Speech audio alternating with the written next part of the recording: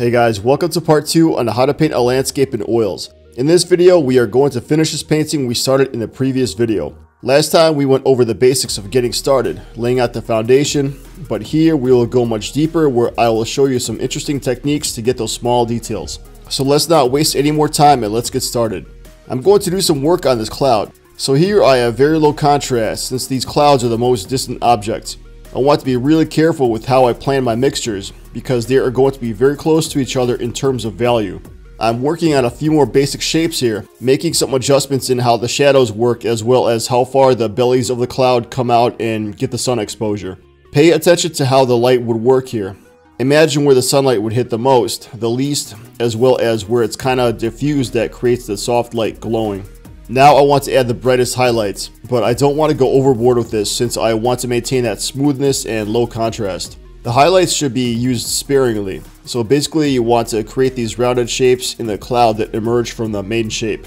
Don't brush too aggressively here. Notice how the clouds are coming together and blend into the background with their diverse range of color, but also not dominating any attention. Same thing with a mountain. They are just there in the background with their low contrast. I'll come back later to finish the other ones, but I hope you get the idea. Now I want to show you the beginning stage of detailing the vegetation by using texturing. I'm going to start adding these dark smudges of paint all across this tree, and these will serve as the different values of shadows among the leaves. I'll be doing the same thing among the magenta area as well. The color of these smudges should be a darker version of whatever you're painting over. Also, very important. When you do these textures, don't paint too much of them on the sides of the objects where they are blended to the ones next to them.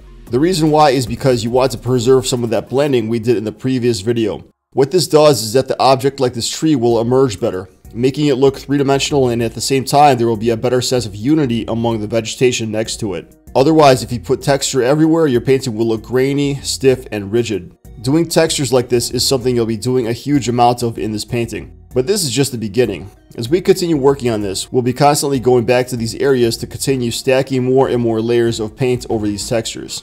I'm also going to do a similar thing on the ground here. The texture will be lighter relative to the surface because you're not dealing with the same amount of layering and shadows as you do with the trees. Let's go back to this tree here and paint some more detailed leaf clusters. Last time we painted all these textures and then I waited for this entire paint to dry. Now I'm coming back to paint these leaves over the green sections. Remember to pay attention to the overall shape of the tree, so that you are making this tree emerge as a rounded shape that comes out of the cluster of plants in the background. So this is how I'm painting the vegetation in this entire project, using layers and partially stacking them on top of one another. Also, since we are using oils, don't overdo painting this layer because if you do, you're going to end up over blending and it will take away from the effect that we are looking for. With acrylics this is different because you can easily keep painting these layers over each other in one sitting. And I'm also doing the same thing with the magenta flowers on this tree. One thing I want to point out is to make sure you don't always create too much contrast with this layer you're painting from the previous one. Let the leaves and flowers emerge from the background, but in some areas you could paint some highlights that really stand out. So as you paint all these things and get closer to the edges, make sure to preserve those blended edges like I said earlier. Landscape paintings have a combination of blending along with using sharp textures, and so what I'm trying to do here is strike a balance between both. Now I'm continuing to add more to this river and more along to the edges of it. The rocks along this riverbank are going to be the brightest in the distance where you can kind of start to see how the sunlight there is the most prominent. Whereas in the area closer to us, we will have more shadows and I'll be using darker shades of brown and gray here. Because when you have more variety in shadow and have these gradations of value, the painting will have more of a three-dimensional appearance to it and will prevent it from looking flat. I also continue adding more to these tree clusters here. As you paint more and more on here, you're inevitably going to be spending more time painting smaller objects. That's what's happening now. I'm going to these trees here and finding more ways to add variety with the color and texture. All the principles I showed you with the layering, blending, and the detailing I just showed you are what I'll be doing in this painting, especially the trees. I'll be going back and forth between these concepts where I keep modifying these objects, shaping them, sculpting them until I'm satisfied. I want to elaborate more on these distant pine trees. I'll make the ones here on the left slightly darker to create more separation. I also want to create a foggy effect here because it's a great addition to a landscape painting. Using effects like this that have gradients of value really help add a glow to a landscape painting. Another benefit of doing this is that it creates more separation between these objects, as you can better see the outlines of these distant pine trees. When it comes to variety, I don't want to stop here. I'm going to add some new colors here in this distant vegetation. Adding variety in the smallest detail makes a difference in the overall quality of a painting. That's what separates the good ones from the great. There's something else I want to show you. So here we got these orange leaves I'm painting against the background. Since the background is already dry, but I still want to make sure they're blended, I'm going to reintroduce that same background color along the edges of the orange and very carefully blend the edges together.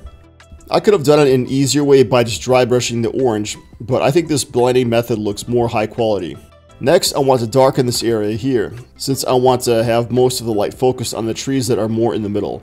As you've been seeing me work on this picture, I've been doing transition of value in many places, where the dark gradually turns to light.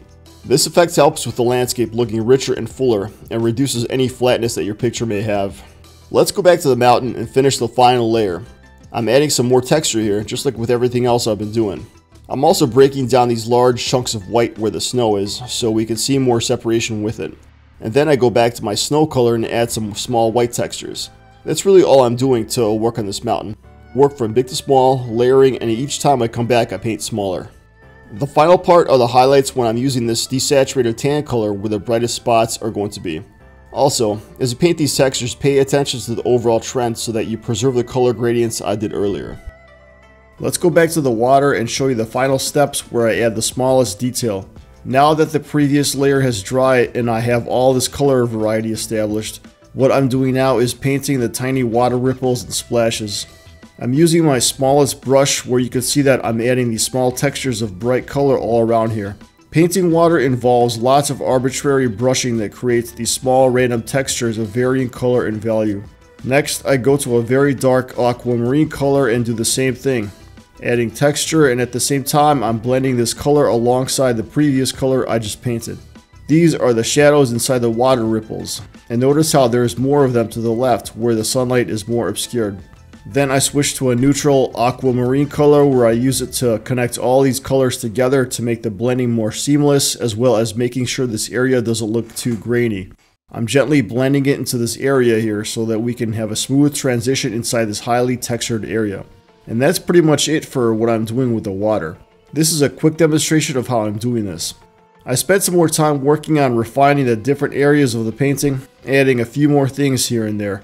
Don't be afraid to change something if it starts to look pretty good, because you can make it even better. Don't rush it, especially when you get close to the end, because it's tempting to wrap things up and showcase your painting as soon as possible. The final stages of the painting are when you put everything together and make sure it all works. Anyways, this is the final result. It's a small painting I did overall, and I could have done way more here if I had a larger canvas. But I wanted to make this painting just for you, to show you some basic and maybe not so basic things about making a landscape painting. I have plenty of other videos that go into more detail, and you can find them in the links I left as well as in my playlist on my channel. Thank you for watching, and I'll catch you in my next video.